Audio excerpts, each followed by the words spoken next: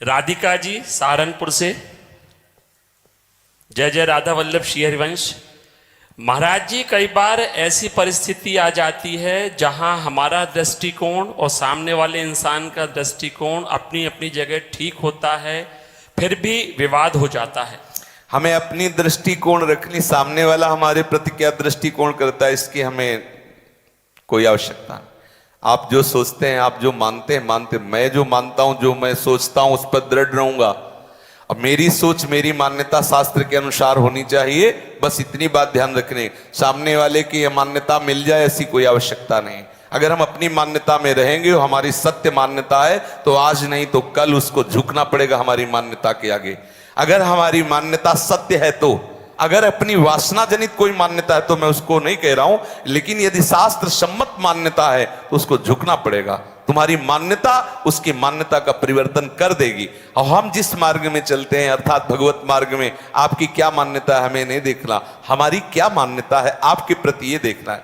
उपासक ये नहीं देखता मेरे साथ ये कैसा बर्ताव कर रहा है, उपासक देखता है कि ऐसे बर्ताव में फिर मुझे कैसा बर्ताव करना चाहिए, ये देखता है। उपासक अपने आप को सुधारता है, उपासक अपनी मान्यता को ठीक करता है, उपासक अपने व्यवहार को ठीक करता है, सामने वाले के नहीं। सामने तो ऐसी ऐसी मान्यताएं आएंगी जो हिला के रख देंगी। सच्ची मानिए, हमें सिर्फ अपनी मान्यता संभालनी है। हमारी मान्यता शास्त्र और सदगुरु से सहमति द्वारा, अर्थात जो संत जन कहते हैं, जो गुरुजन कहते हैं, जो शास्त्र कहते हैं, वैसी मान्यता हो तो सामने वाला एक न एक दिन झुकना ही पड़ेगा, निश्चित झुकेगा।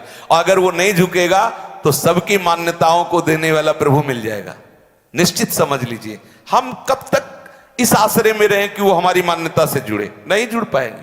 संसार है, हो सकता है आपका व्यवहार ठीक हो और पति का व्यवहार प्रतिकूल हो सकता है आप दोनों का व्यवहार सही हो लेकिन पुत्र का व्यवहार बिगड़ जाए, हो सकता है और परिवार किस किस की मान्यता से। हम अपनी मान्यता में मगन रहें, हम अपनी मान्यता को प्रभु से जोड़ें, अपनी मान्यता से सबको भगवत भाव से व्यवहार करें।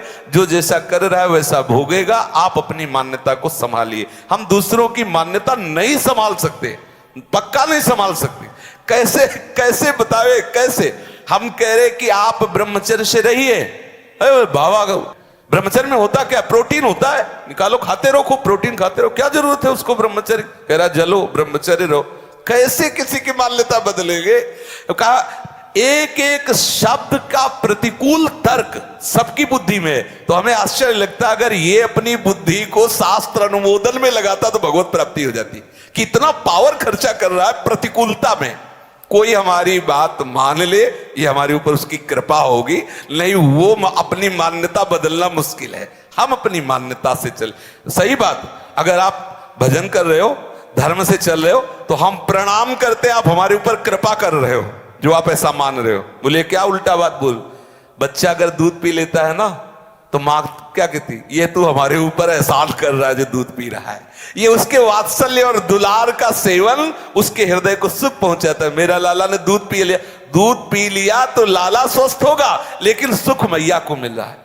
ऐसे यदि आप सच्चिदानंद प्रभु के भजन में चलोगे, बुरे आचरण नहीं करोगे, थोड़ा संयम नियम से रहोगे, आपको देखें आप स्वस्थ हो, प्रसन्न हो, तो आप हमारे ऊपर एहसान कर रहे हो। क्योंकि देखने से सुख मिलेगा और लगेगा इस जीव का बेड़ा पार हो गया, इस माया से मुक्त हो गया। ये हमारे ऊपर एहसान करोगे, आप ऐसा करोगे। दूसरे की मान्यताओं पर हम ज्यादा जोर ना दें, हम अपनी मान्यता को संभालें। और सच्ची कहते हैं जिस दिन हमारी मान्यता सत्य में प्रतिष्ठित हो जाएगी तो जो सामने आ जाएगा वो हमारी मान्यता से युक्त हो जाएगा। क्योंकि वो भागवतिक मान्यता है, प्रभाव दिखा के रहेगी। कितनी बार विरोध करोगे, एक दिन आपको मान्यता में मानना ही पड़ेगा।